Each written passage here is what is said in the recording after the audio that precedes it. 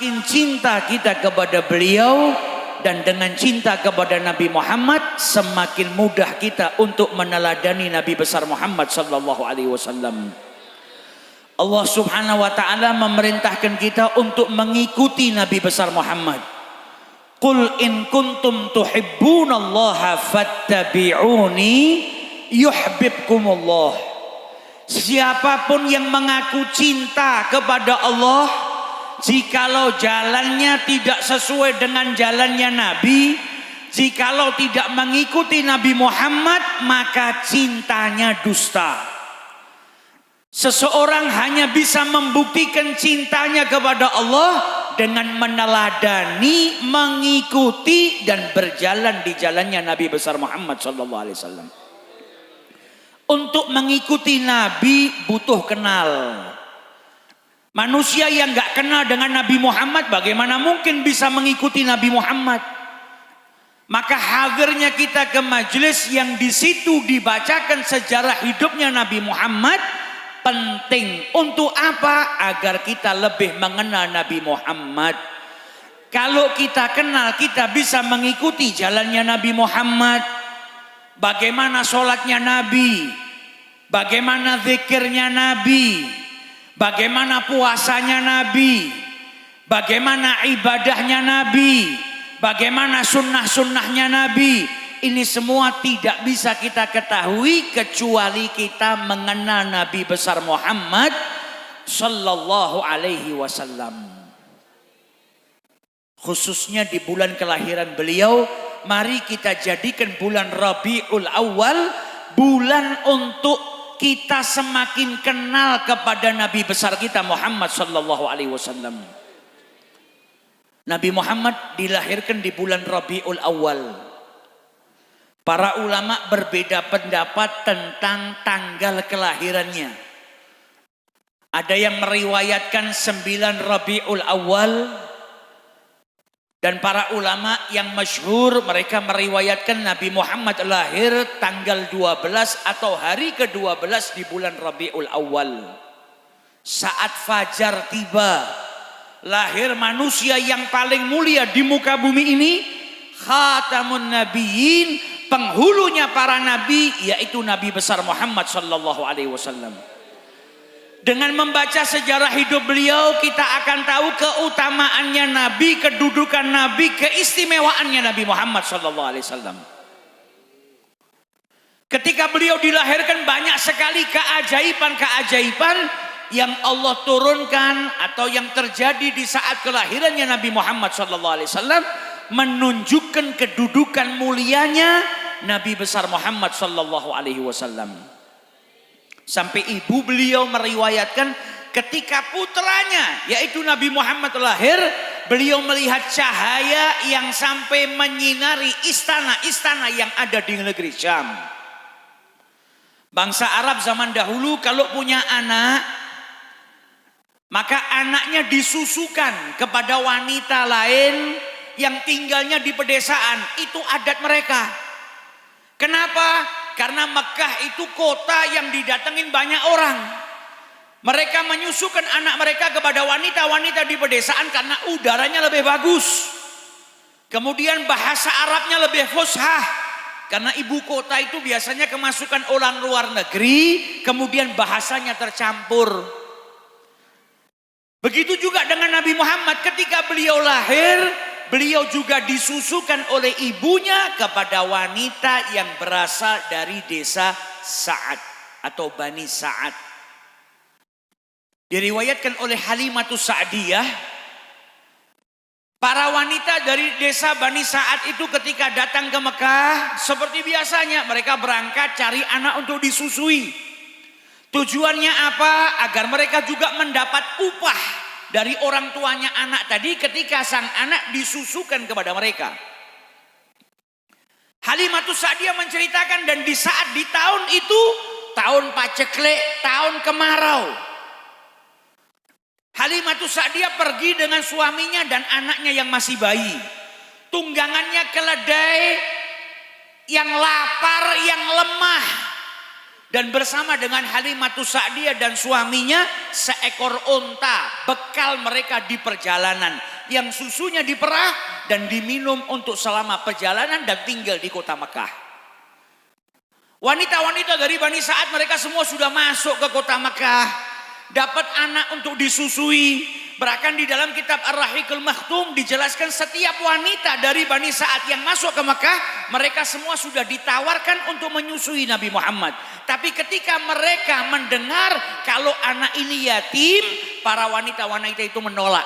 Karena wanita-wanita itu berharap ayah si anak itu memberikan imbalan atau kebaikan kepada mereka. Kalau yatim, gak punya anak, maka wanita-wanita tersebut menolak. Karena apa? Memang Allah sudah pilihkan bayi yang satu ini hanya akan disusui oleh Halimatus Sa'diyah, orang yang dipilih oleh Allah untuk menyusui Nabi besar Muhammad SAW. Halimatus Sa'diyah masuk ke kota Mekah, cari anak untuk disusui sudah habis. Kawan-kawannya sudah dapat anak untuk dibawa pulang ke desanya. Akhirnya Halimatus Sa'diyah tak menemukan seorang anak kecuali anak yatim yang sebelumnya sudah ditawarkan kepada para sahabat-sahabatnya. Halimah pun berkata kepada suaminya, saya nggak mau kembali ke desa dengan tangan kosong. Saya akan ambil anak yatim itu. Kata suaminya, ambillah. Halimatus Sa'diyah pun menerima tawaran keluarga Nabi Muhammad SAW untuk menyusui Nabi besar Muhammad SAW. Beliau meriwayatkan di saat melihat pertama kali bayi Nabi besar Muhammad SAW yang saat itu badannya dibungkus dengan kain putih dan kemudian beralaskan kain sutra berwarna hijau. Halimatus Sa'diyah melihat keindahan yang luar biasa. Ia tak mau membangunkan Rasulullah. Kemudian Halimah pegang dada Nabi besar Muhammad SAW yang saat itu masih kecil. Maka Nabi pun yang saat itu masih bayi membuka matanya dan tersenyum kepada Halimatus Sa'diyah. Dan keluar aroma yang wangi luar biasa. Halimah pun memeluk Nabi besar Muhammad SAW dan kemudian menyusui Nabi Muhammad SAW di susu sebelah kanannya. Setelah disusui di sebelah kanan, hendak dipindah ke susu yang sebelah kiri, namun Nabi Muhammad menolak. Dan mulai sejak itu Nabi nggak mau disusui di sebelah kiri sampai beliau disapih. Dalam kitab Al-Mawahib Al-Laduniyah dijelaskan waqalal ulama, berkata sebagian ulama, Nabi saat bayi itu sudah diilhami oleh Allah kalau dia punya saudara sepersusuan yang nyusu di sebelah kiri.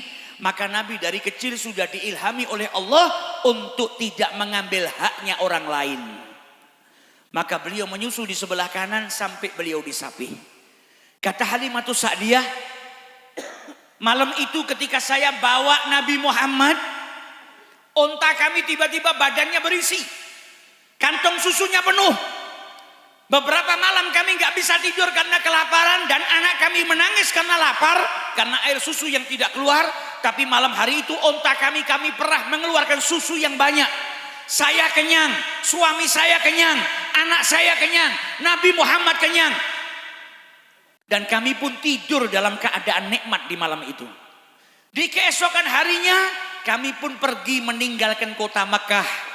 Dan keledai yang ditunggangi Halimah yang tadinya keledai yang lemah, yang jalannya paling terlambat, paling belakang, menjadi keledai yang luar biasa kencangnya. Sampai wanita-wanita dari Bani Sa'ad yang lainnya itu kaget melihat keledainya Halimatus Sa'diyah yang tadinya jalannya paling lambat. Akhirnya keledai itu bisa mendahului keledai-keledai yang lain. Keberkahan yang didapat oleh Halimatus Sa'diyah karena apa? Menyusui Nabi besar Muhammad SAW. Sampai suami beliau Abu Qubais berkata kepada Halimatus Sa'diyah, ya Halimah, laqad akhadti nasmatul mubarakah. Engkau telah mengambil sesuatu, yaitu mengambil anak untuk disusui, seorang anak yang diberkahi oleh Allah Subhanahu. Kata Halimah, saat itu desa saya di musim kemarau yang luar biasa, air saja nggak netes. Tapi ketika kami balik bawa Nabi Muhammad, nggak ada tanah yang lebih subur daripada tempat saya. Kambing-kambingnya penduduk Bani Sa'ad tiap hari digembalakan, nggak dapat makan, susunya nggak keluar. Kambingnya Halimatus Sa'diyah setiap hari kembali dari digembalakan dalam keadaan kantong susunya penuh dan diperah keluar susunya. Sampai orang-orang Bani Sa'ad itu berkata kepada keluarga mereka, ayo gembalakan kambing-kambing kalian di tempat mengembalanya Halimatus Sa'diyah. Mereka pun mengembalakan di tempat yang sama, tapi kambing-kambing mereka kembali dalam keadaan kering, kurus kering, dan kambingnya Halimatus Sa'diyah kembali dalam keadaan kantung susunya penuh. Berkahnya siapa? Berkahnya Nabi besar Muhammad SAW. Sampai ketika Nabi Muhammad di usia 2 tahun sudah disapih, Halimatus Sa'diyah masih meminta izin kepada ibunya Nabi Muhammad agar ditambah. Dan ibunya Nabi Muhammad ketika melihat kesungguh-sungguhan wanita ini dan bagaimana cintanya wanita ini kepada Nabi Muhammad, maka diberikan izin. Ditambah lagi Nabi Muhammad diasuh oleh Halimatus Sa'diyah selama 2 tahun. Dan ketika usia Nabi Muhammad 4 tahun, maka terjadilah peristiwa besar, yaitu pembelahan dada mulia dan pencucian hati Nabi besar Muhammad sallallahu alaihi wasallam. Di usia 4 tahun peristiwa syaqqus sadr pertama kali dialami oleh Rasulullah. Ketika Nabi sedang bermain-main dengan anak seusianya, datang malaikat, kemudian dibelah dadanya Nabi Muhammad, dicuci hatinya Nabi Muhammad, dan malaikat berkata, hadza hadzu syaitanu minka. Ini jalurnya syaitan masuk ke manusia. Di setiap hatinya manusia itu ada titik hitam, tempat ganggunya syaitan masuk kepada manusia. Maka yang ada di hati Nabi Muhammad dihilangkan oleh Allah Subhanahu wa taala. Dicuci oleh Allah, bukan karena hatinya Nabi Muhammad kotor, tapi ditambah kesuciannya oleh Allah Subhanahu wa taala. Maka saat itu Halimatus Sa'diyah merasa takut karena tiba-tiba ada 2 orang datang kemudian membelah dadanya Nabi Muhammad. Anak-anak kecil yang saat itu bermain dengan Nabi Muhammad ke rumahnya Halimatus Sa'diyah dan berkata, Muhammad dibunuh. Karena mereka melihat Nabi Muhammad dibelah dadanya, Muhammad dibunuh. Dan ketika Halimatus Sa'diyah mendatangi Nabi Muhammad, Nabi sudah datang beranjak dari tempatnya menuju ke Halimatus Sa'diyah dalam keadaan wajah yang pucat. Maka kemudian Halimatus Sa'diyah pun mengembalikan Nabi Muhammad kepada ibunya Siti Aminah. Usia Nabi 6 tahun dibawa oleh ibunya pergi ke Madinah untuk bersilaturahmi dengan keluarga beliau dari Bani Najjar. Kakeknya Nabi Muhammad Abdul Muttalib punya ibu orang Madinah dari Bani Najjar. Makanya ayahnya Nabi Muhammad ketika singgah di Madinah, sakit pulang dari Syam, beliau singgah di keluarga beliau dari Bani Najjar dan meninggal dunia di Madinah. Maka Nabi diajak oleh ibunya untuk berziarah ke makam ayahnya, bersilaturahmi kepada keluarganya di kota Madinah. Duduk di Madinah selama 1 bulan. Selesai dari Madinah, ibunya mengajak Nabi Muhammad pulang. Dan saat itu perjalanan hanya bertiga. Ibunya Nabi Muhammad Siti Aminah, kemudian Ummu Aiman, budak daripada ayahnya Rasulullah sallallahu alaihi wasallam, dan Nabi Muhammad sallallahu alaihi wasallam. Perjalanan 500 km lebih. Dan ketika pulang, baru sampai di Abwa, ibunya Nabi Muhammad sakit dan meninggal dunia. Nabi Muhammad lahir yatim. Umur 6 tahun ibunya wafat. Pulang diasuh sama kakeknya 2 tahun. Usia 8 tahun kakeknya meninggal dunia. Jadi di usia kecil Nabi Muhammad sudah kehilangan orang-orang tercintanya. Namun itu semua bukan kebetulan.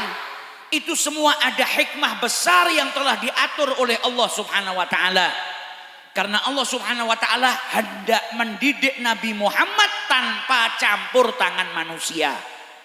Maka di kemudian hari ketika orang mengetahui Nabi Muhammad utusan Allah, tidak ada yang bisa mengatakan, oh ini hasil didikan bapaknya. Nabi Muhammad gak pernah berjumpa dengan bapaknya. Oh ini hasil pendidikan ibunya. Ibunya wafat Nabi Muhammad usianya 6 tahun. Oh ini hasil pendidikan kakeknya. Kakeknya meninggal Nabi Muhammad masih usia 8 tahun.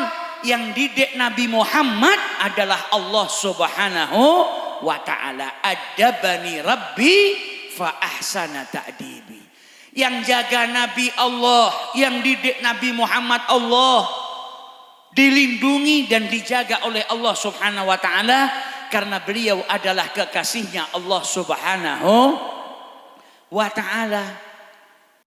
Sampai akhirnya di usia 12 tahun Nabi Muhammad setelah wafatnya Abdul Muttalib kakeknya diasuh oleh pamannya atas wasiat dari kakeknya. Abu Talib itu saudara kandung ayahnya Nabi Muhammad.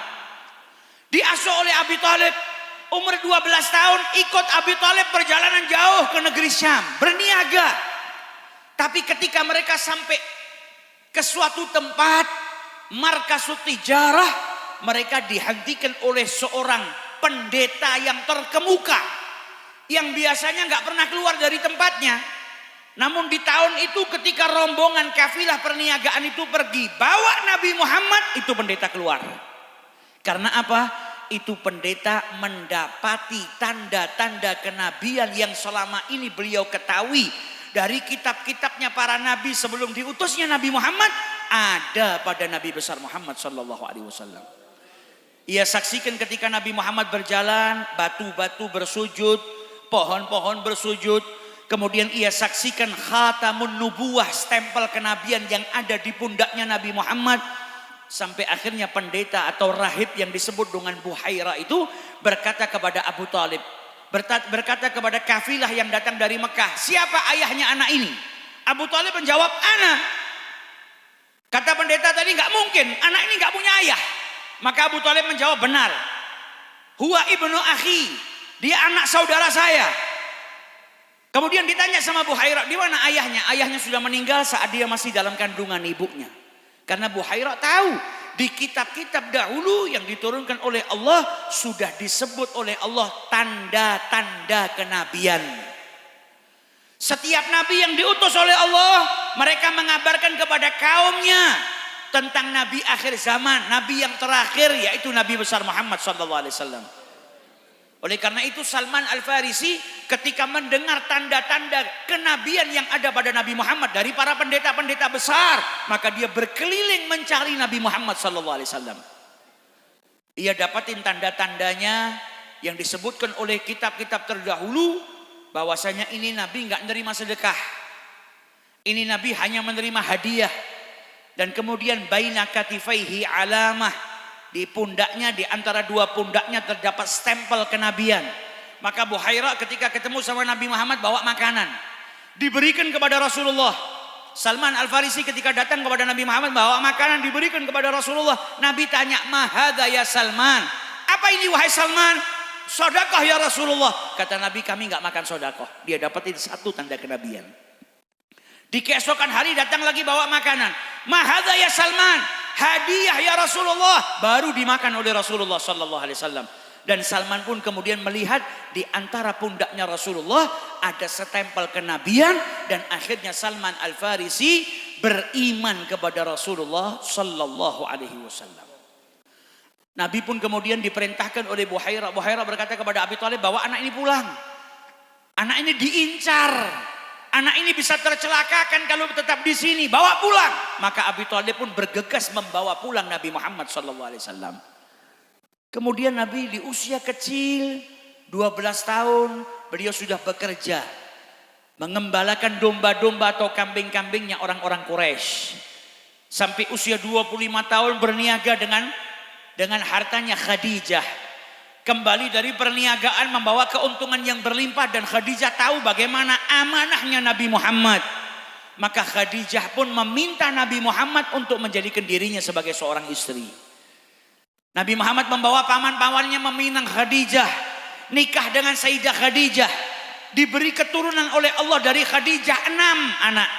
Dan seorang anak dari istrinya yang terakhir, Maria Qibtiyah, yang melahirkan seorang anak bernama Ibrahim. Sisanya Abdullah, Qasim, Ummu Kulthum, Ruqayyah, Zainab, Fatimah, semua lahir dari Khadijah, istrinya Rasulullah sallallahu alaihi wasallam.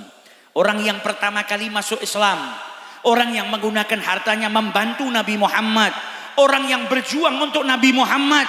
Sayyidah Aisyah ketika cemburu dengan Khadijah dan berkata, kenapa kau mikirkan Khadijah terus? Engkau ini sudah digantikan oleh Allah dengan yang lebih baik, maksudnya lebih muda. Dan Sayyidah Khadijah sudah meninggal dunia.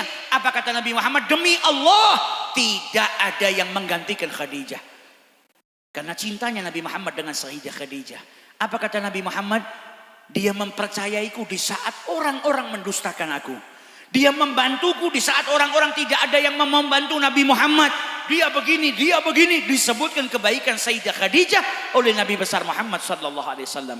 Bahkan setelah Sayyidah Khadijah meninggal dunia, Nabi kalau nyembelih kambing, maka Nabi membagikan daging kambing tersebut kepada sahabat-sahabatnya Khadijah, menunjukkan betapa cintanya beliau kepada istri beliau Sayyidah Khadijah. Seorang wanita yang dapat salam langsung dari Allah Subhanahu wa ta'ala dan dapat kabar gembira tempatnya di surga dan dia masih hidup. Sudah mendapatkan kabar bahwasanya dia akan ditempatkan oleh Allah di surga sedangkan beliau masih hidup di muka bumi ini. Sampai akhirnya usia Nabi mendekati 40 tahun dan beliau banyak waktu dihabiskan di dalam gua Hira, bertafakur, beribadah, memikirkan ciptaan-ciptaan Allah. Sehingga di salah satu khalwanya, maka Allah menurunkan malaikat Jibril membawa ayat Allah, diangkatlah Nabi Muhammad sallallahu alaihi wasallam menjadi utusan Allah Subhanahu wa ta'ala. Mulai malam itu kehidupan Nabi sudah berbeda. Tidak ada lagi waktu istirahat buat Nabi. Tidak ada lagi waktu khalwah, waktu uzlah. Yang sebelumnya Nabi kalau naik ke gunung, masuk ke gua, kadang 10 hari, kadang sampai 1 bulan. Setelah itu nggak bisa lagi. Karena apa? Dapat risalah dari Allah, dapat amanah yang besar dari Allah, yang ngambil seluruh waktunya Nabi, yaitu menyebarkan syariatnya Allah Subhanahu wa ta'ala.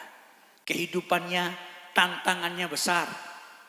Dari mulai beliau dakwah secara sembunyi-sembunyi selama 3 tahun. Kemudian turun perintah Allah, fasda bima tu'mar wa a'rid anil musyrikin, diperintahkan untuk dakwah secara terang-terangan. Dimusuhi oleh orang kaum Quraisy, dimusuhi, bahkan musuh pertama beliau paman beliau Abu Lahab. Paman beliau menjadi orang yang sangat memusuhi Nabi Muhammad. Ketika Nabi jadi rasul berdakwah, musuhnya kaumnya sendiri. Pamannya Nabi Muhammad Abu Lahab punya anak laki-laki 2, namanya Utbah dan Utaibah. Utbah dan Utaibah sebelum Nabi diangkat jadi Nabi, itu Utbah dan Utaibah adalah menantunya Nabi Muhammad. Anaknya Abu Lahab 2 dinikahkan dengan 2 putrinya Nabi Muhammad. Namun ketika Nabi diangkat oleh Allah menjadi Rasul, Abu Lahab itu saking bencinya dengan Nabi Muhammad, sampai kedua putranya dipaksa untuk menceraikan kedua putrinya Nabi Muhammad SAW. Bahkan putra Nabi yang namanya Abdullah ketika meninggal dunia, maka Abu Lahab itu bahagianya luar biasa. Cucu keponakan beliau punya anak, anaknya meninggal dunia, bukannya sedih malah bahagia. Saking bencinya sama Nabi Muhammad, sampai Abu Lahab itu mendatangi orang-orang kafir Quraisy dan berkata, ada kabar gembira, Muhammad abtar. Muhammad gak punya lagi keturunan, anak lakinya mati, sudah dia gak punya keturunan. Justru dia malah bahagia dengan wafat putranya Nabi besar Muhammad SAW. Saking bencinya sama Nabi. Kalau Nabi dakwah, dia di belakangnya Nabi bilang sama orang-orang yang didakwain sama Nabi, jangan dipercaya, saya pamannya aja gak percaya. Istrinya Abu Lahab, Ummu Jamil, gak kalah dahsyatnya bencinya sama Nabi Muhammad. Bawa duri ditaruh di tempat jalannya Nabi Muhammad. Ketika turun firman dari Allah, tabbat yada abi lahabi watab, di mana Allah menurunkan ayat untuk Abu Lahab, istrinya nggak terima. Nabi sedang duduk di Ka'bah bersama dengan Sayyidina Abu Bakar Siddiq. Ummu Jamil datang bawa segenggam batu untuk dilempar ke Nabi Muhammad SAW. Datang di hadapannya Nabi dan Abu Bakar Siddiq. Ummu Jamil tanya sama Sayyidina Abu Bakar, mana sahabatmu Muhammad? Padahal Nabi Muhammad di sebelahnya. Saya dengar dia mencaci suami saya. Kalau dia ada di hadapan saya akan lempar batu ini ke mulutnya. Dan Nabi Muhammad di sebelahnya. Sampai akhirnya Ummu Jamil pergi. Sayyidina Abu Bakar bingung. Ya Rasulullah, kau ada di sebelah saya kok dia malah gak kelihatan. Dia tanya di mana dirimu. Kata Nabi Muhammad, ya memang dia tidak bisa melihat saya. Sebagian riwayat disebutkan di kitab Al-Mawahib Al-Laduniyah, saat itu ada malaikat yang turun kemudian memberikan sayapnya menjadi penghalang antara Nabi Muhammad dengan Ummu Jamil, sehingga Ummu Jamil nggak bisa melihat Nabi besar Muhammad SAW. Ditutup pandangannya oleh Allah Subhanahu wa ta'ala. Sahabatnya Nabi di masa permulaan Islam berat, kumpul-kumpul seperti kita nih nggak bisa. Mereka kalau mau sholat cari bukit sembunyi. Kalau ada yang ketahuan beriman sama Nabi Muhammad, ada yang dibakar. Khabab ibnul Arith, batu yang dibakar dengan api, dia diletakkan di atasnya. Kemudian di atas badannya dikasih batu sehingga tidak bisa bergerak. Ada wanita namanya Sumayyah, wanita pertama yang syahid dalam Islam, ditusuk dengan tombak. Suaminya diseksa sampai akhirnya meninggal dunia karena banyaknya seksaan yang menimpa Yasir. Putranya Ammar juga sama disiksa. Bilal ibn Rabah diikat lehernya, diseret, diletakkan di padang pasir yang panas, batu besar diletakkan di atas dadanya. Majikannya minta apa? Minta supaya Bilal ibn Rabah mencaci ajarannya Nabi Muhammad dan kembali menyembah Lata wa Uzza, berhala-berhala mereka. Apa jawabannya Bilal ibn Rabah? Ahadun ahad, yang esa hanya Allah. Tiap hari diseksa tapi nggak keluar dari ajarannya Allah. Orang-orang yang lemah, yang di masa jahiliyah mereka lemah, ketika dapat iman, di hati mereka ada iman, mereka berubah menjadi orang-orang yang kuat. Apa yang menjadikan mereka kuat? Keimanannya kepada Allah dan keimanannya kepada Nabi besar Muhammad sallallahu alaihi wasallam. Dan masih banyak sejarah hidupnya Nabi Muhammad. Semakin kita baca, semakin kita kenal, tambah iman kita sama Nabi, tambah cinta kita sama Nabi. Kalau sudah cinta mengidolakan, kalau sudah mengidolakan nyontoh, meneladani, mengikuti orang yang kita idolakan. Maka yang perlu kita lakukan saat ini apa? Banyak-banyak mengenal Nabi Muhammad sallallahu alaihi wasallam. Kalau ada manusia biasa saja yang punya satu sifat baik yang kita sukai, kita bisa jatuh cinta. Bagaimana dengan manusia yang seluruh sifat baik ada pada dirinya, yaitu Nabi besar Muhammad sallallahu alaihi wasallam. Fama min khuluqin fil bariyati mahmud illa wahwa mutalaqqan an zainil wujud. Semua akhlak yang baik yang ada di muka bumi ini bersambung, bermuara kepada manusia yang akhlaknya dipuji oleh Allah dalam Al-Quran. Wa innaka la'ala khuluqin azim. Semoga kumpulnya kita di majelis ini jadikan kita tambah kenal Nabi Muhammad, tambah cinta kita kepada Nabi Muhammad, diberikan kemudahan oleh Allah untuk meneladani Nabi Muhammad, menghidupkan sunnah-sunnahnya Nabi Muhammad. Dan semoga kita kelak wafat dalam keadaan diridhai oleh Tuhannya Nabi Muhammad, diridhai oleh Nabi Muhammad, diridhai oleh guru-guru kita dan kedua orang tua kita. Dan semoga kita dibangkitkan di barisannya Nabi besar Muhammad dan dimasukkan ke dalam surga bersama dengan Nabi besar Muhammad. Amin ya rabbal alamin. Wallahu a'lam. Bismillahirrahmanirrahim. Alhamdulillahirabbil alamin. Allahumma salli wa sallim ala sayyidina Muhammadin fil awwalin. Allahumma salli wa sallim ala sayyidina Muhammadin fil akhirin. Allahumma salli wa sallim ala sayyidina Muhammadin fi kulli waqtin wa hin. Allahumma salli wa sallim ala sayyidina Muhammadin fil mala'il a'la ila yaumiddin. Allahumma salli wa sallim ala sayyidina Muhammadin wa ala alihi wa sahbihi ajma'in. ولما نظم الفكر من درار أوصاف محمدية الأكودة توجهت إلى الله متوسلا بسيدي وحبيبي محمد صلى الله عليه وسلم أن يجعل سعي فيه مشكورا وفعله فيه محمودا وأن يكتب عملي في عملي مقبولا وتوجهي في توجهات خالصة والصلات موصولا. اللهم يا من إليه توجه آمل فتعود ظافرا وعلى باب إزاته تحات رحال فتخشاها منه فيضات الغامرة.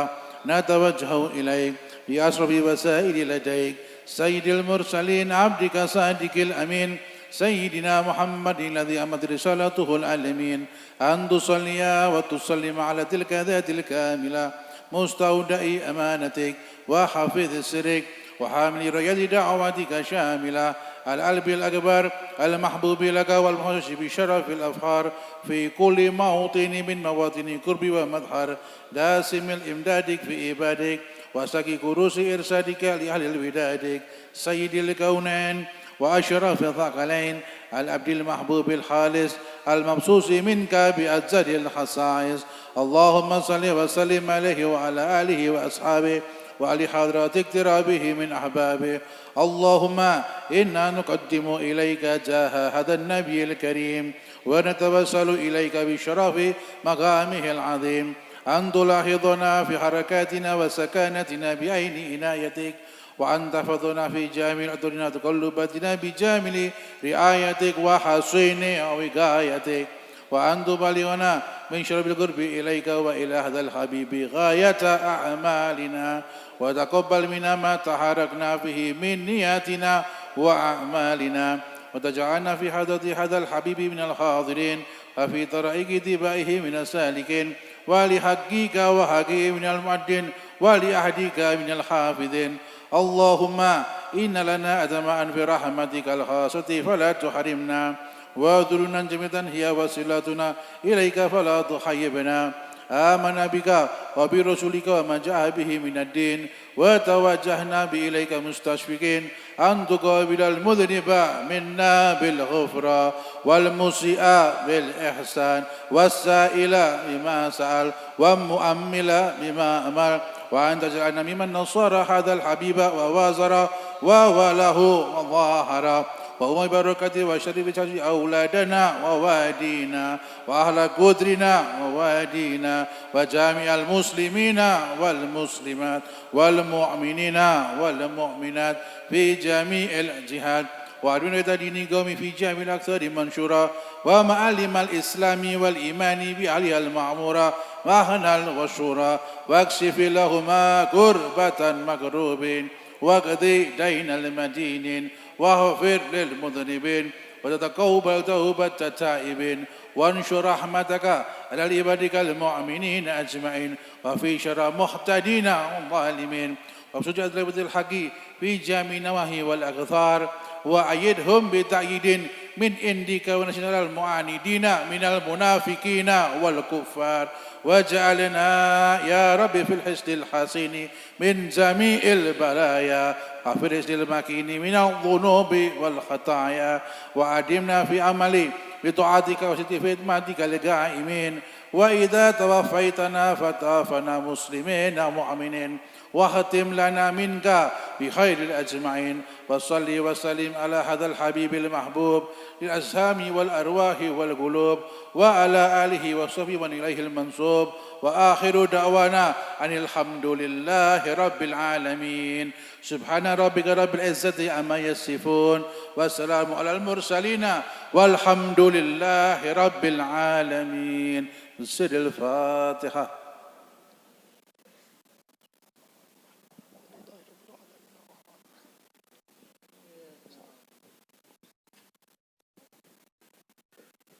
أعوذ بالله من الشيطان الرجيم. بسم الله الرحمن الرحيم. اللهم اهدنا فيمن هديت، وعافنا فيمن عافيت، وتولنا فيمن توليت، وبارك لنا فيما أعطيت، وقنا برحمتك شر ما قضيت. حسبنا الله ونعم الوكيل، ولا حول ولا قوة إلا بالله العلي العظيم.